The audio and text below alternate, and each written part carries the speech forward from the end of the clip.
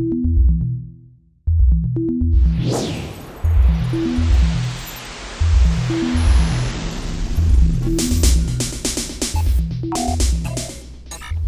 gracias, muy buenos días. Tengo una pequeña disidencia con lo que decía Rodolfo antes. Él decía que los cambios nos generan angustia, incertidumbre, y es cierto. Lo que a mí me genera frustración en este caso es que vemos otra vez una crisis muy parecida a la que tuvimos en el pasado, ¿no? En la quinta crisis en 44 años.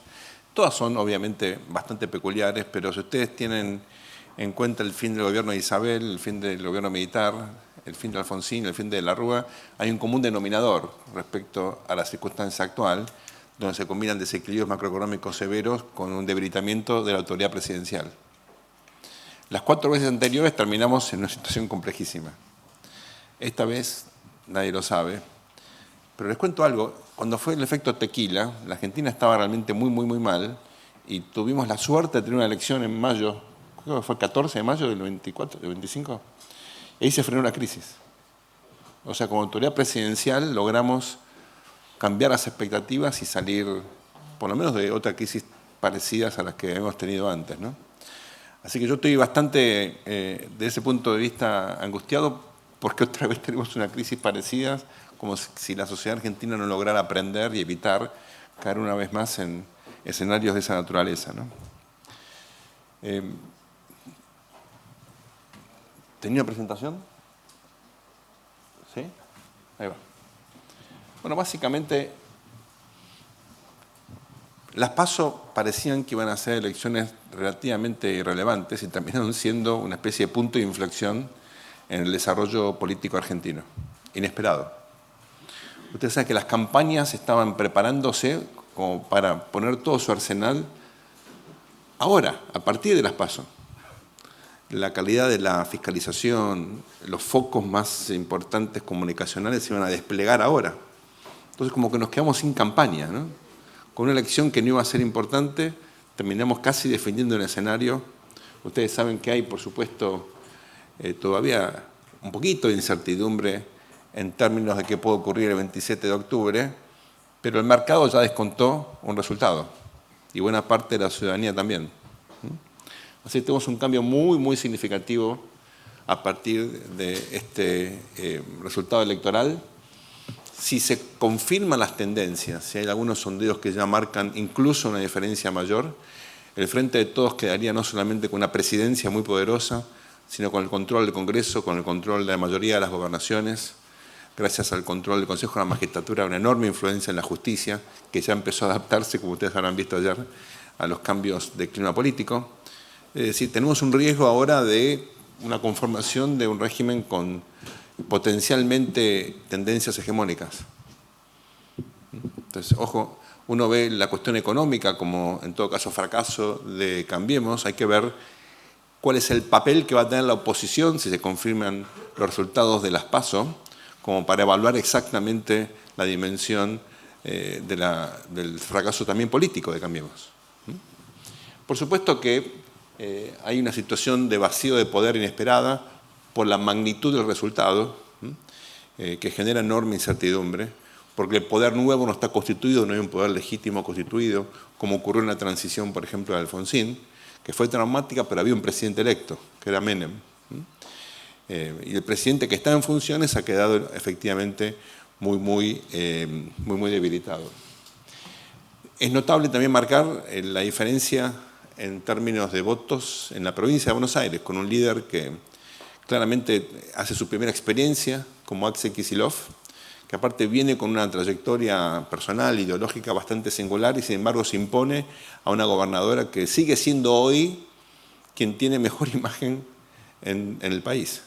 Hay una contradicción ahí bastante interesante desde el punto de vista político. Por supuesto, las consecuencias, el impacto de la crisis económica, en particular en el Gran Buenos Aires, fue muy dura. Antes de la devaluación del, ¿cuánto? 24% más o menos, 23%, que sufrimos a partir de las PASO, imagínense ahora. Pero más allá de eso, estoy iniciando un estudio para entender algunas comunidades en el interior de la provincia que curiosamente también votaron por el Frente de Todos. En una zona donde todavía quedaba, mi hipótesis equivocada, una especie de legado o rezago del conflicto por la 125. Y así como en el 2011 nos sorprendieron algunas de estas comunidades votando por Cristina, ahora nos volvieron a sorprender con un voto al Frente de Todos.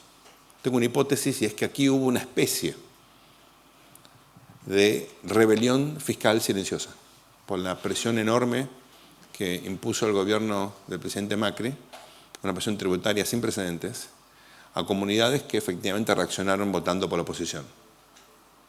Es una hipótesis, veremos si la puedo demostrar, pero en principio la verdad que acá hubo un voto que no era evidente ex ante, ¿no?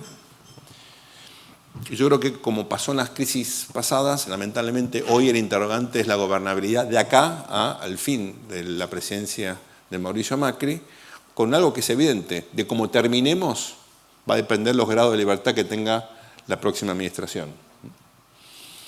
La clave para entender qué ocurrió con el Frente de Todos fue un giro pragmático hacia el centro del peronismo y de la expresidenta, Cristina Fernández de Kirchner. Un giro inesperado, por lo exitoso. En la práctica, si ustedes analizan el resultado de la elección del 11, y voy a ser muy, digamos, simplista, esto es el voto de Scioli en la primaria del 2015 más la mitad del voto de Massa. Es decir, Massa hizo efectivamente una diferencia, llevándose parte de su caudal y dándole ese margen que explica este triunfo de Alberto Fernández. Un funcionario de este gobierno, el otro día me decía, con obviamente sarcasmo, habría que preguntarle al presidente si 15 puntos de ventaja es una buena ventajita. Ustedes se acuerdan que el presidente se refería a Sergio Massa como ventajita, ¿no? Bueno, efectivamente ahí hay una clave. La pregunta es por qué Cristina gira hacia el centro del espectro político. Hay muchas hipótesis. Lo importante es que ella pacta con el peronismo después de una larga vida política enfrentando al peronismo. Eso ella le había generado varias derrotas electorales, la del 2013, la del 2017. Recuerden que cuando ella se presenta como candidata a senadora, entra por la minoría, pero hubo un segmento de votantes del Partido Justicialista que apoyó a Florencio Randazzo. Y el jefe de campaña de Florencio Randazzo, ustedes recuerdan quién fue, Alberto Fernández. Entonces no hay solamente un retorno de Cristina al peronismo, sino hay una especie de capitulación, admitiendo que para ella volver a tener influencia, volver a tener poder, tal vez solucionar algunas cuestiones judiciales que tiene pendiente, necesitaba efectivamente un liderazgo distinto, un protagonismo de los Alberto Fernández, los Felipe Solá, los Sergio Massa, una constelación mucho más moderada de la que ella había impulsado desde la presidencia. Bueno, ustedes conocen la reacción de los mercados, fue terrible, pero déjenme ir a algo muy importante. Miren, si aprendimos algo de esta lección es que los fundamentals económicos predominan por sobre cualquier tipo de sofisticación en materia de diagramación electoral. O sea, el bolsillo, la billetera mata al Big Data, claramente. Cuando la cuestión es tan significativa, cuando la caída del ingreso es tan masiva, no hay manera de generar discursos, relatos, narrativas o estrategias digitales o de otro tipo para compensar efectivamente esa caída del ingreso. Esto hay que tenerlo en cuenta, es el voto económico. Ustedes saben que nunca una elección se puede simplificar diciendo la gente votó solamente con el bolsillo, pero esto claramente ha sido fundamental en esta elección. Y si pasó algo a partir del 12 en adelante es que esto empeoró. Por eso me parece que la posibilidad efectiva de revertir el resultado es enormemente limitada, ¿no? Ha aparecido un nuevo personaje, yendo un poco a la consigna que nos propuso Marina en su introducción. Aquí la gran pregunta es si vamos a tener algún tipo de cooperación que contenga, aunque sea parcialmente, la crisis y evite el peor escenario, o si vamos a tener otra vez una salida caótica. La figura de Hernán Lacunza es muy singular, por su experiencia, por su temple, por su carácter, por su forma de ser, alguien muy experimentado, fue gerente del Banco Central y él pasó, creo que fueron 4 corridas, o sea, conoce lo que es sentarse frente a la pantalla, en medio de una corrida. También tiene una experiencia muy importante como ministro de Economía, donde estuvo obligado a negociar con la oposición peronista en la provincia de Buenos Aires. Es como la canción New York, New York. If you make it there, you make it anywhere, ¿no? Y algo de eso hay. La provincia de Buenos Aires debe ser el distrito más complejo para gobernar. En la práctica, tal vez exagero, pero es un estado fracasado, es un failed state, ¿no? Entonces, si la CUNSA pudo manejar la provincia estos casi 4 años, tienen las habilidades, los recursos como para enfrentar esta situación. Ha tenido estas reuniones con referentes de la oposición. Es un primer paso interesante. No alcanza con esto.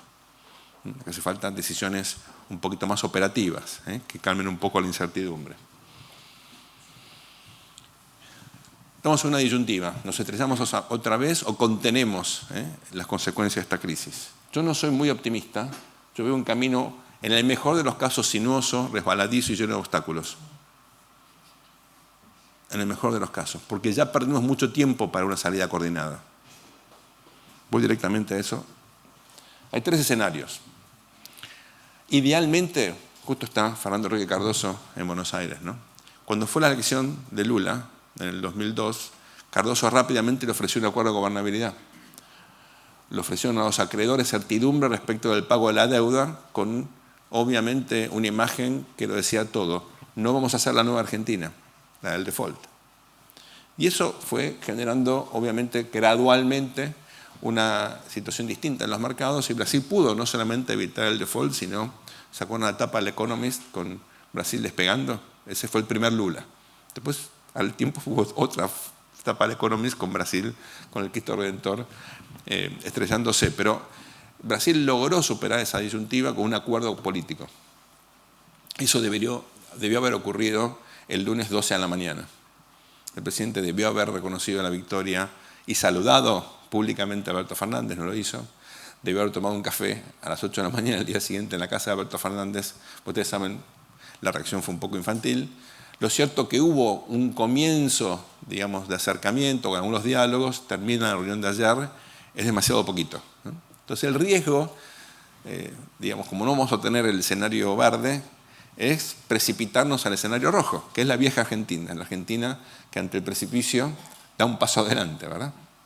¿Por qué? Por, obviamente, razones bastante obvias. Alberto Fernández es solamente un candidato y tiene que ganar la elección. Ese es su principal objetivo. Cualquier cosa que haga pueda significar un obstáculo en esa meta es contradictorio con sus intereses. Entonces, ¿cómo hacemos para generar coordinación sin que esto entorpezca la lógica agonal que tiene la política antes de una elección? Esa es la gran disyuntiva. Ante situaciones extraordinarias, las soluciones ordinarias no sirven. Esto es terapia intensiva. Entonces, hace falta especialistas en situaciones que efectivamente requieren imaginación, flexibilidad, acuerdos formales y, sobre todo, informales, de los cuales nosotros, excepto Joaquín, no tenemos que saber su contenido. Él lo va a saber seguro. Pero es muy importante esto. Tiene que haber una sociabilidad y un acuerdo, mínima confianza en la clase política para evitar efectivamente el peor escenario. Como lamentablemente no tenemos ese capital social construido, mi mejor escenario es el amarillo. Si tenemos suerte, vamos a una salida imperfecta de esto, con una coordinación parcial, evitando tal vez una hiperinflación, evitando tal vez, esperemos, un default. Pero para eso hace falta trabajar y mucho. Las reuniones son un primer paso, de ninguna manera es lo que se necesita. Hay una posibilidad que curiosamente nos ofrecen las instituciones una vez más. Y es la ley de presupuesto. El Poder Ejecutivo tiene que enviar el 15 de septiembre el proyecto de ley de presupuesto a la Cámara de Diputados. Ahí puede estar el acuerdo. No hace falta inventar, no hace falta sacar una foto, hace falta simplemente establecer las pautas claramente, enviar, se ríe Marina, no va a pasar eso, dice. Puede ser que no pase, pero sería fantástico que en ese presupuesto no hace falta ni aprobarlo antes del 27, que estén las pautas y que uno pueda mostrarle al mercado que hay cierta razonabilidad más allá de las reuniones, más allá de las declaraciones en esta transición. Si acotamos un poco el umbral de incertidumbre actual, me parece que la Argentina puede generar una salida que no solamente evite el escenario más traumático, sino que genere a partir del 10 de diciembre una interacción distinta entre el gobierno y lo que quede de la oposición. Muchísimas gracias por la convocatoria y por la atención.